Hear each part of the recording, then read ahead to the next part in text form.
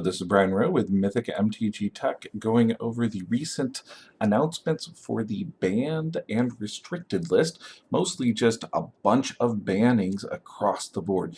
This has been a crazy week for mixing up Magic and really changing the landscape of Modern and even Pauper with a little bit of EDH thrown in there. Now, it's about 2 days since these announcements came out. As you guys know, I had been traveling down in Texas. If you want to chat with me real time over stuff like this, I am always on Twitter at Sartorus. I'm also on Instagram and on Foursquare's Swarm. So if you happen to be in the area and you see me around, please let me know. I'm always willing to talk about magic, law, board games, or other geeky stuff. On to the ban list. The first one that does not surprise me at all is Summer Bloom. This card is broken. The Amulet of Vigor Summer Bloom combo allows for first turn kills. Pros have been talking about this for a while. The deck has been doing really, really well. Killing before turn 4 has always been off the books for combo decks. Wizards has been extremely clear about this. This really hasn't surprised anyone in the community, and I'm 100% behind this ban. This is the type of ban that people are comfortable with generally in Modern, an environment that does not have force of will. You need to have an actual game, a clash of ideas happen before the game ends, or it's extremely boring to watch. It's extremely boring to play. Good job here, Wizards, on banning Summer Bloom. Next thing I'm going to talk about is the Cloud of Fairies banning.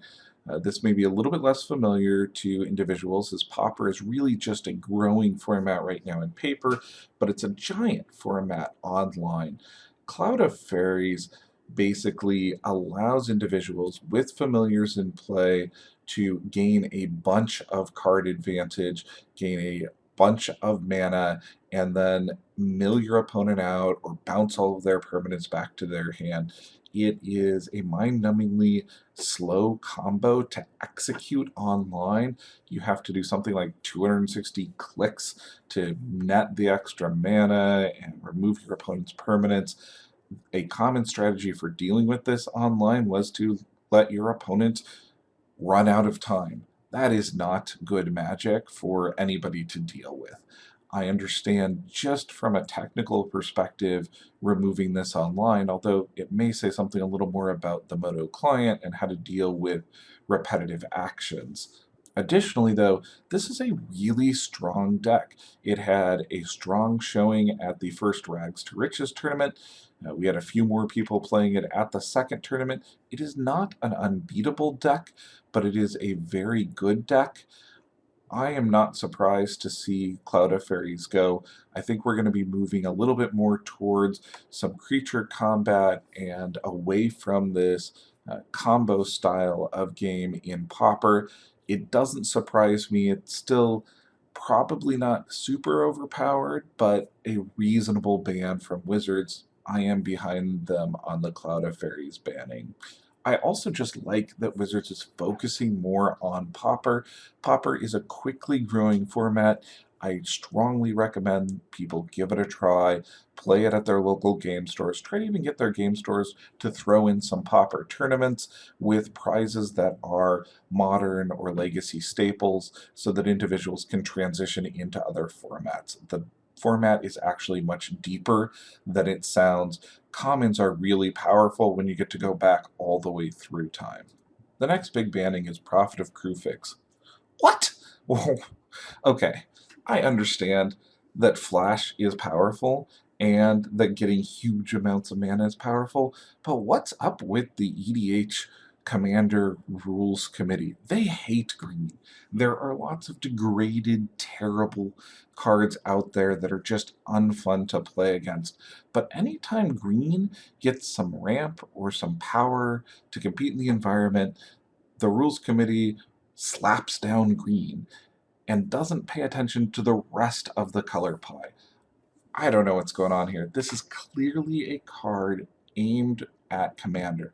It was a card reprinted with new artwork in a dual deck for Commander players. Saw a little bit of standard play, not a lot. Very cool card.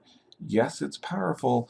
Is it degrading? Is it terrible to the environment? Is it anywhere near as mind-numbingly boring to play against as Iona when you can't cast your spells? No. I'm very surprised by this ruling.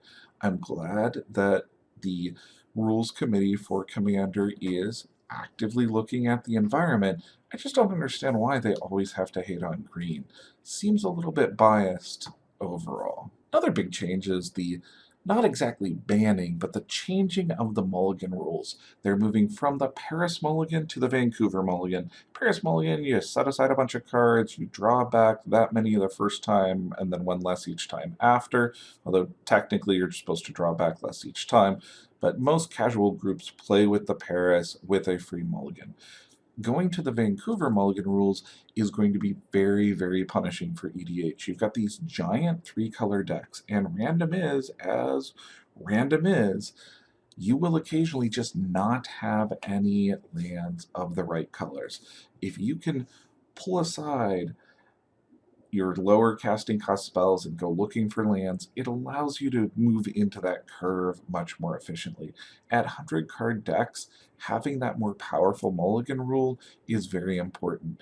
The Vancouver Mulligan is going to make it very difficult, especially for individuals that don't have super expensive land bases, to get the basic lands or the low-cost lands that they need to run those 3, 4, or 5-color decks.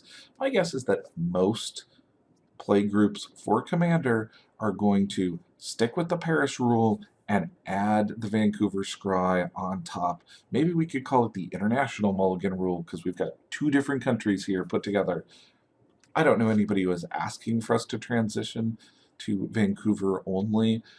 I understand that they want to simplify the rule set and make it more universal, so I'm actually not against the idea of using a simplified rule, but Commander is a casual format, and I encourage your playgroups to come up with a reasonable Mulligan rule that works for everybody involved. Ooh, Splinter Twin is gone. Let's take a moment of silence here. Warning, this content is graphic and may not be suitable to all people.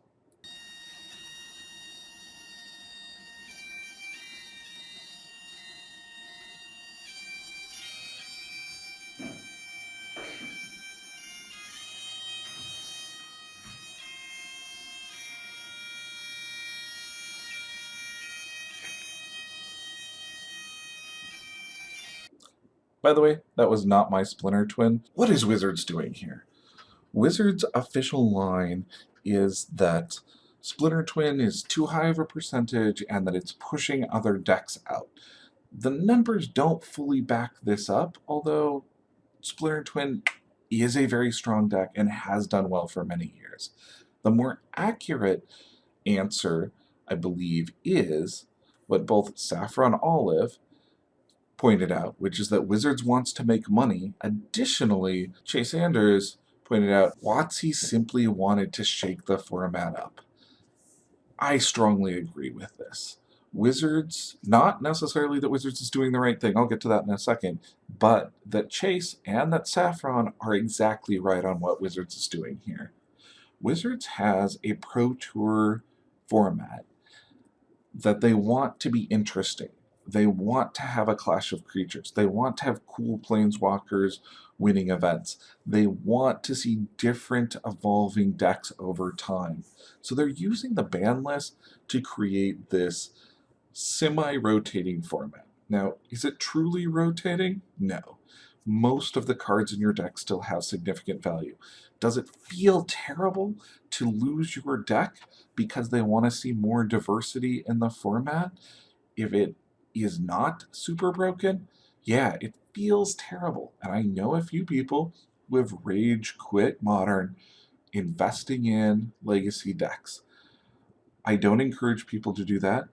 Legacy is a slow growing format that will always have some popularity, but Magic is just too big to support a reserve list format. And Modern is the best alternative right now to Legacy, especially for new players. It's much easier cost-wise to get in. We shouldn't expect Modern to be exactly like Legacy. Modern is going to be different, especially as a pro format. The idea of having an evolving meta is very good. If 10% or less of the decks rotate every 2 years, that seems very reasonable overall. One of the things I love about Magic is being able to respond to new deck archetypes, to new ideas. There's lots of things that Wizards can do to shake Modern up. One of those things is print modern playable cards in standard formats that are designed to shake things up. That is the most popular way to shake up the format. Yeah, Deathrite Shaman might have been really powerful, but it was also a eternal playable card. Abrupt Decay, very powerful card that impacts Modern. Having these targeted new cards is a much better way to shake the format up. Bannings only make people really unhappy. Now, I can't get too angry though over this whole banning.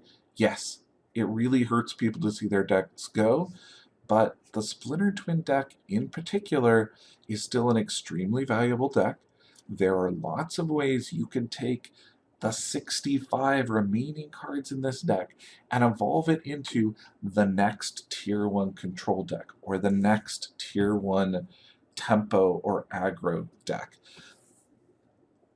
What I like about Modern is that unlike Standard, most of your cards are going to retain a significant amount of value, and when you're able to get ahead of the curve on figuring out what the next cool thing is going to be, there's a lot of value to be had in those cards.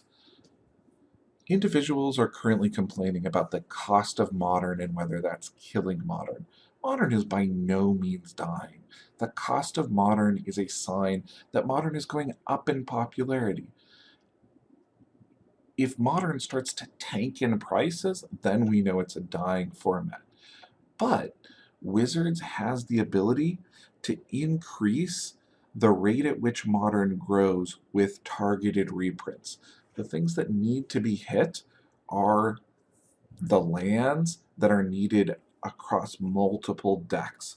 The pressure to have 4 of lands shoots them way up in price and limits the growth of the environment. I actually believe it's okay to have a few cards like Cryptic Command and Snapcaster Mage and even Lily up there in price, but when your mana base is extremely expensive, that's what discourages people from getting into the format and slows the growth of the format. So I'm encouraging people who were burnt by the twin banning to look at their decks and next level it, evolve it, and stick with the format. It's going to be a really interesting format for years to come. There are a lot of winners in Modern from these bannings. Karin Liberated, Kurnanos, Voice of Resurgence, and then all of the cards that deal with those cards really well. Path to Exile, Geist of St. Traft. Now when I say winners here, yes, some of these are going to jump up in value. Remember, Geist is getting a reprint, so he's still on his way down. But this Modern season is going to be a really interesting one where new decks are going to come forward and change the environment. I'll have a full finance video that is going to cover Modern before the end of the month. Look for that specifically. Thank you to everybody who's over there on Patreon supporting the channel. The Angel tokens are back in stock. Anybody who is a patron at the $5 or above level will be sent to part of the rewards along with their name in the credits. Until next time, choose your cards wisely.